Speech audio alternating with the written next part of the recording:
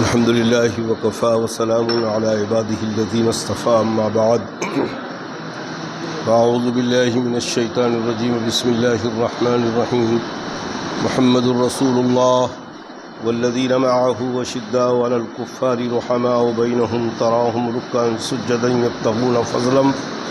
يبتغون فضلا من الله ورضوانا سيماهم في وجوههم من أثر السجود ذلك مثلهم في التوراة ومثلهم في الإنجيل۔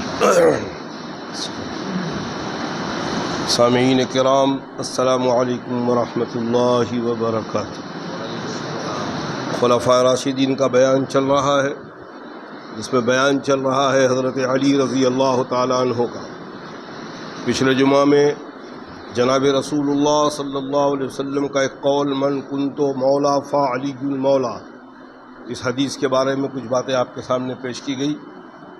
جناب رسول اللہ صلی اللہ علیہ وسلم کی احادیث اور جناب رسول کا کہنا، جس طرح قرآن کا نزول کوئی واقعات کے اوپر ہوتا ہے، اسی انداز سے کوئی واقعات کے اوپر اللہ کے نبی صلی اللہ علیہ وسلم کسی صحابہ کے بارے میں فرماتے ہیں۔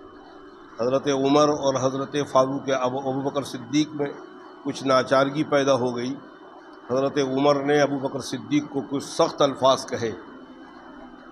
ابوبکر صدیق رضی اللہ تعالیٰ عنہ جناب رسول کے پاس پہنچے۔ حضرت عمر کو خیال آیا کہ کہیں یہ بات اللہ کے رسول تک نہ پہنچ جائے، تو اللہ کے رسول صلی اللہ علیہ وسلم تک ابوبکر پہنچے۔ بعد میں عمر کو خیال آیا تو عمر بھی پیچھے سے پہنچے۔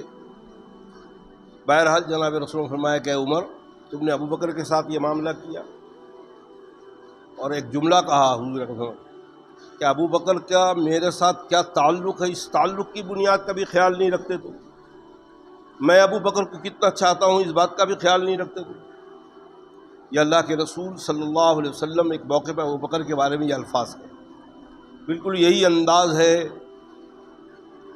عید غدیر خم کے اندر اللہ کے نبی نے فرمایا۔ بہت سارے صحابہ نے شکایت کی حضرت علی کی اللہ کے رسول صلی اللہ علیہ وسلم، تو اللہ کے رسول صلی اللہ علیہ وسلم من کنت مولا فعلی المولا، میں جس کا دوست ہوں، میں جس کا پیارا ہوں، اس کا علی بھی پیارا ہے۔ یہ تشریح میں پچھلے جمعہ میں بتا دیا۔ بتانا یہ مقصد ہے کہ ایک طبقہ یہ کہتا ہے کہ یہ حدیث کے ذریعے اللہ نے اور اللہ کے رسول نے بلا فصل خلیفہ بنا دیا تھا حضرت علی رضی اللہ تعالیٰ عنہ۔ بس یہ بات جو ہے اس امت کے اندر اختلاف کا بہت بڑا مسئلہ ختم ہوا، اور اتنا بڑا معاملہ بڑھا کہ آج امت بہت بڑے طبقے میں بڑھ گئی، اور امت کا ایمان خطرے میں۔ اگر حضرت علی رضی اللہ تعالیٰ عنہ کو معاذ اللہ ذرا سی کمتر سمجھے تو ایمان چلا جائے۔ ابو بکر صدیق و فاروق اعظم و خلفاء راشدین کو، دوسرے صحابہ کو اگر ہم خدا نخواستہ ذرا سی ذلیل اور حقیر سمجھے تو ایمان چلا جائے۔ ہمارا تو اعتدال کا مسئلہ یہ ہے کہ سب سے پہلی بات میں نے پچھلا جو بتایا کہ اصل میں عام طور پر صحابہ کا تذکرہ چلتا ہے، وہاں یہ بات لوگ نہیں سمجھ پاتے کہ صحابہ کرام کے اندر اہل بیت بھی شامل ہے۔ اہل بیت بھی سب سے پہلے صحابہ کہلائے، بعد میں اہل بیت کہلائے۔ اہل بیت کے متعلق سورہ احزاب کے اندر اللہ نے سورہ احزاب میں اللہ کے نبی کو بتایا یہ اہل بیت ہیں، لیکن اس سے پہلے سارے کے سارے صحابہ اہل بیت ہوں یا دوسرے صحابہ ہوں، سب صحابہ میں شامل ہیں۔ جب صحابہ کرام کہا جاتا ہے تو اس میں اہل بیت خود بخود شامل ہو جاتے ہیں، لیکن اب ایک طبقہ ایک آگے خالی صحابہ کا تذکرہ کیا جاتا ہے، اہل بیت کا نام نہیں لیا جاتا۔ ظاہر بات ہے محبت جتانے کے لیے، کیا باپ سے ماں سے محبت اولاد کو ہے تو کیا اولاد باپ کا نام لیتا ہے، ماں کا نام لے کر پکارتا ہے؟ ظاہر بات ہے کہ والد صاحب کہتا ہے، والدہ کہتا ہے، یہ کہتا ہے، یہ الفاظ ہے تو صحابہ کے اندر وہ بھی آ گئے، لیکن بہر صورت یہ اختلاف ڈالا گیا کہ حضرت علی بلا فصل خلیفہ تھے، اور اس کے لیے ثبوت یہ دیتے کہ من کنت مولا فعلی مولا، کہ حضرت علی کے بارے میں اللہ کے نبی نے فرمایا۔ تو کیا یہ جملے جو آج لوگ سمجھ رہے ہیں اس کو حضرت علی نہیں سمجھ پائے تھے؟ حضرت علی نے سمجھے تھے کہ اللہ کے رسول صلی اللہ علیہ وسلم نے مجھے خلیفہ بنا دیا ہے۔ ابوبکر صدیق جب خلیفہ بنے 6 مہینے کے بعد آپ نے بیعت کی حضرت علی نے ابوبکر صدیق سے۔ 6 مہینے تک حضرت فاطمہ روکتے رہیں کہ آپ بیعت نہیں کریں۔ حضرت فاطمہ کے انتقال کے بعد آپ نے بیعت کی۔ جب بیعت کی تو حضرت علی نے شکایت کی ابو بکر سے کہ آپ نے ہم سے اہل بیت کے ہم گھر والوں سے مشورہ تو کرنا بھی پسند نہیں کیا۔ ابو بکر نے فرمایا کہ ایسا معاملہ نہیں ہے، بات یہ تھی کہ بنو ثقیف میں جب ہم پہنچے ہیں تو عبداللہ بن صامت رضی اللہ تعالیٰ عنہ نے انصار میں سے خلیفہ کا نام پیش کر دیا، وہاں پر میں نے جا کے بات کی، اور آپ لوگ ادھر حضور صلی اللہ علیہ وسلم کے تیمارداری میں بزی تھے، اس لیے آپ کو مشورے میں نہیں جان بوجھ کے ہم نے نہیں لیا، لیکن معاملہ یہ تھا کہ ایک واقعہ ہوا وہاں ہو گیا، ہم نے آپ کو جان بوجھ کے مشورے سے نہیں کیا۔ حضرت علی نے یہاں پر ابو بکر کو یہ کیوں کہا کہ مجھ سے مشورہ کیوں نہیں کیا؟ حضرت علی کو سیدھا کہنا چاہیے تھا کہ تم خلیفہ کیسے بن گئے؟ خلیفہ تو اللہ کے رسول مجھے بنا کے گئے، من کنت مولا فعلی مولا، حضرت علی تو میرا حضور صلی اللہ علیہ وسلم نے مجھے خلیفہ بنا لی ہے۔ کوئی لفظ نہیں بولا حضرت علی نے۔ آج کے لوگوں سے زیادہ حضرت علی سمجھے نہیں تھے اس جملے کو، جب آپ کی خلافت تھی اور وہی حضرت علی پھر امیر معاویہ کے سامنے تلوار لے کے کھڑے ہوئے ہیں۔ یہاں ان معاملے فرمایا تھا کہ انہوں نے تقیہ کیا، خاموشی اختیار کی، حضرت علی خاموشی اختیار کرنے والے۔ حضرت علی رضی اللہ تعالیٰ عنہ کو فاروق اعظم اپنے دور میں قاضی بنا رہے ہیں، ابو بکر صدیق اپنے دور میں قاضی بنا رہے ہیں، عثمان غنی اپنے دور میں قاضی قضات بنا رہے ہیں۔ یہ تمام معاملات ہونے کے بعد حضرت علی رضی اللہ تعالیٰ عنہ، چلیے پھر بات ختم ہو گئی کہ بھائی ابو بکر صدیق نے حضرت عمر کو خلیفہ بنایا، وہاں بھی حضرت علی گئے نہیں، فرمایا کہ اے عمر ٹھیک ہے چلو ایک غلطی، ابو بکر ایک غلطی ہو گئی، ایک معاملہ ہو گیا کہ تم نے خلافت کا اعلان کر دیا، میں خاموش رہا، اب عمر کو خلیفہ بنا رہا جبکہ مجھے اللہ کے رسول خلیفہ بنا کے گئے۔ ایک بات یہاں رک کر اور سمجھ لیجئے کہ سب سے بڑی بات یہ ہے کہ اللہ کے رسول صلی اللہ علیہ وسلم کی حکم کے خلاف صحابہ کرام کبھی کوئی کام کر ہی نہیں سکتے۔ اگر اللہ کے رسول صلی اللہ علیہ وسلم کے اس لفظ سے خلافت منسوب تھا، ابو بکر صدیق کبھی خلیفہ بنتے ہی نہیں، کیونکہ اللہ کے نبی صلی اللہ علیہ وسلم سے محبت کیسی تھی، صحابہ کیسے مانتے تھے اللہ کے رسول کو، پتہ ہے آپ غزوہ خندق میں آپ نے سنا کہ غزوہ خندق کے اندر ایک بہت بڑی پتھر جو ہے وہ ٹوٹ نہیں رہی تھی صحابہ سے، اور صحابہ کے پیٹ پہ ایک پتھر بندھا ہے، اللہ کے رسول صلی اللہ علیہ وسلم کے پیٹ پہ 2 پتھر بندھا ہوا۔ صحابہ پہنچے، فرمایا رسول اللہ وہ ایک چٹان جو ہے وہ ٹوٹ نہیں رہی ہے، فرمایا میں چلتا ہوں۔ اللہ کے نبی صلی اللہ علیہ وسلم گئے، کدال لیا، اور ایک مرتبہ جو اٹھا کے کدال کو مارا، ایک ہی کدال میں وہ چٹان ٹوٹ گئی، اس میں سے چنگاری نکلی۔ اللہ کے نبی صلی اللہ علیہ وسلم نے فرمایا کہ مجھے روم کے محلات دکھائے گئے۔ یہ پیشین گوئی کر رہے ہیں اللہ کے نبی غزوہ خندق میں، کس حال میں؟ لوگوں کے پیٹ پہ پتھر بندھا ہے، خود اللہ کے نبی کے پیٹ پہ 2 پتھر بندھا ہے، اور پیشین گوئی کر رہے ہیں کہ اس چنگاری کے اندر، اس آگ کی روشنی میں مجھے روم کے محلات دکھائے گئے۔ ہجرت کر رہے ہیں، سراقہ بن مالک پیچھا کر رہا ہے، اللہ کے نبی صلی اللہ علیہ وسلم نے کبھی کسی پر جلالی نظر نہیں ڈالی تھی، پوری زندگی میں کسی پہ جلالی نظر نہیں ڈالی تھی، لیکن ابو بکر نے کہا کہ یا رسول اللہ مجھے ایسا لگ رہا ہے کوئی ہمارا پیچھا کر رہا ہے، ہجرت کے سفر میں جا رہا ہے، ابو بکر ساتھ میں ہے، ابو بکر کا غلام ساتھ میں، اور نبی پاک صلی اللہ علیہ وسلم ساتھ میں ہے۔ حضور اکرم صلی اللہ علیہ وسلم نے جب سراقہ بن مالک پر جلالی نظر ڈالی، گھوڑے کے ساتھ چاروں پیر دھس گئے زمین کے اندر۔ سراقہ نے کہا یا رسول اللہ میں آپ کا پیچھا نہیں کروں گا، اور جا کے مکہ والوں کچھ کہوں گا نہیں۔ اللہ کے رسول نے فرمایا کہ اللہ اس پر رحم فرما دے، پھر نکل آیا باہر۔ 3 مرتبہ اس نے پیچھا کیے، تینوں مرتبہ اللہ کے رسول نے پلٹ کر دیکھا، زمین میں دھس گیا گھوڑے کے ساتھ۔ تیسری مرتبہ جب دھسا ہے تو فرمایا کہ یا رسول اللہ مجھے معاف کر دیجیے، اور میں اب آپ کی کوئی خبر مکہ والوں کو نہیں دوں گا، اور میں اس بات کا اقرار کرتا ہوں کہ آپ اللہ کے سچے نبی ہیں۔ اللہ کے نبی نے فرمایا سراقہ میں تیرے ہاتھ میں کسرا کے کنگن دیکھ رہا ہوں، بہت عظیم پیشن گوئی۔ کسرا اس وقت جس طرح یہاں جو سپر پاور تھی رشیا اور امریکہ، اس زمانے میں سپر پاور تھے روم اور کسرا۔ کسرا یہ جو آپ کا ایران ہے، اور شام کا جو علاقہ یہ روم کے اندر ہے، یہ جو ایران کے بعد شام کا علاقہ یہ عراق اور یہ کوفہ، یہ تمام جو چیزیں شام کے اندر ہیں۔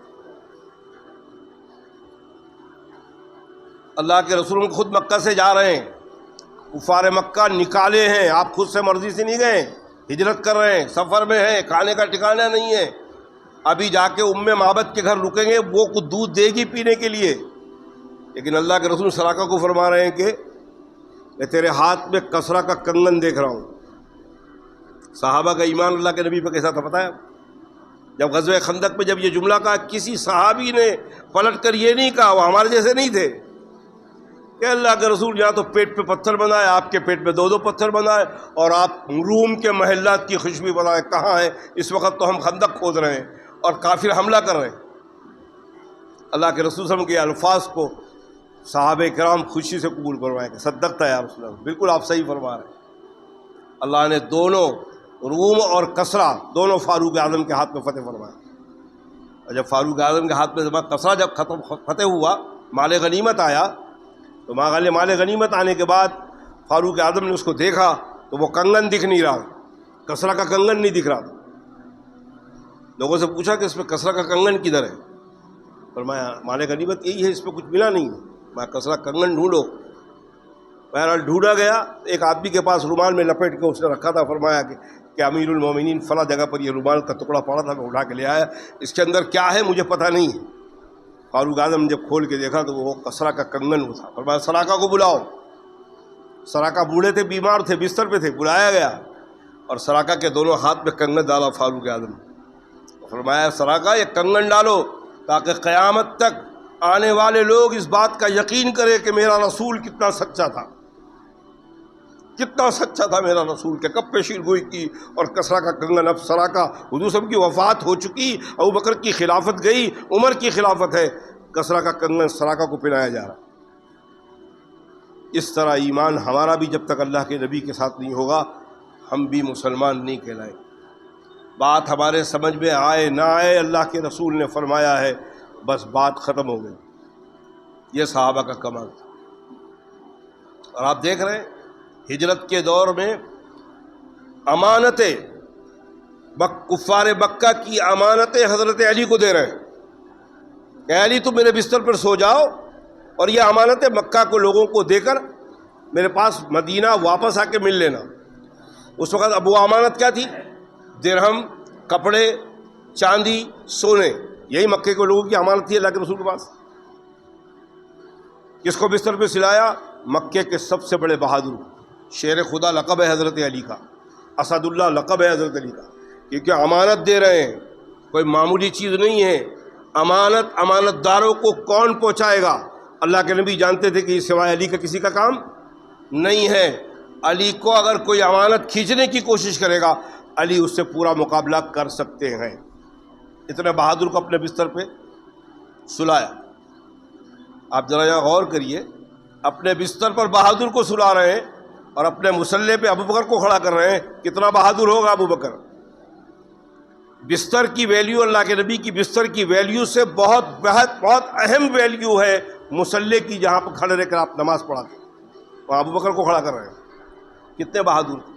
یہی وجہ ہے کہ اس دور میں ایک شخص نے حضرت علی سے سوال کیا تھا کہ صحابہ میں سب سے بہادر کون؟ فرمایا ابو بکر۔ سب سے بڑا سخی کون؟ فرمایا ابو بکر۔ سب سے زیادہ اللہ سے اور اس کے رسول سے محبت کرنے والا کون؟ فرمایا ابو بکر۔ کون فرما رہے؟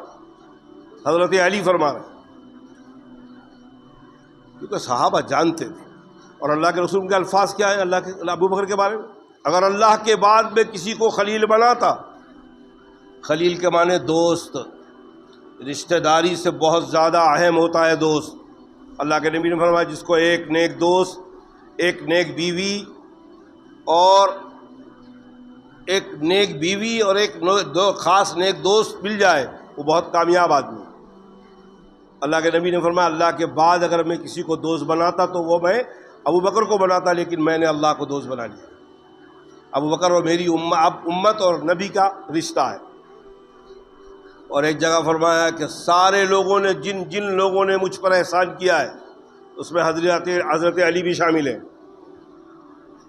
جن لوگوں نے میرے ساتھ احسان کیا ہے، سب کا احسان کا بدلہ میں نے چکا دیا ہے۔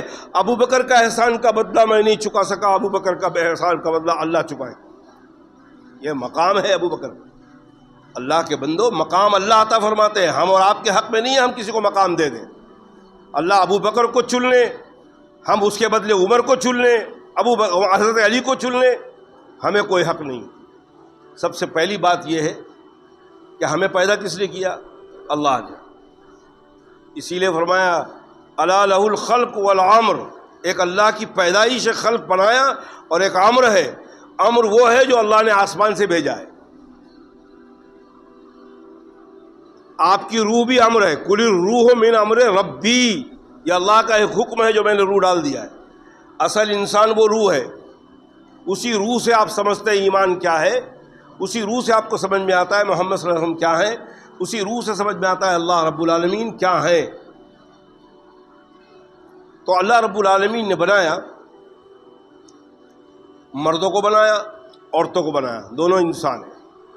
اب ایک عورت کہے کہ ایک مرد کو 4 بیوی کرنے کی اجازت دی ہے، ایک عورت کو ایک ہی مرد کرنے کی کیوں اللہ نے اجازت دی؟ تو اب اس سے یہ کہا جائے کہ بھائی تو اپنے آپ کو عورت بنا چھوڑ کے مرد بن جا، بن سکتی ہے وہ؟ ذرا میری بات کو غور سے سنیے گا، بن سکتی ہے؟ تو کہ میں کیسے بن سکتی ہوں، مجھے تو اللہ نے بنایا۔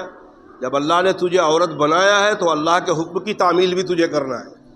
اللہ سے بہتر کوئی جانتا نہیں ہے۔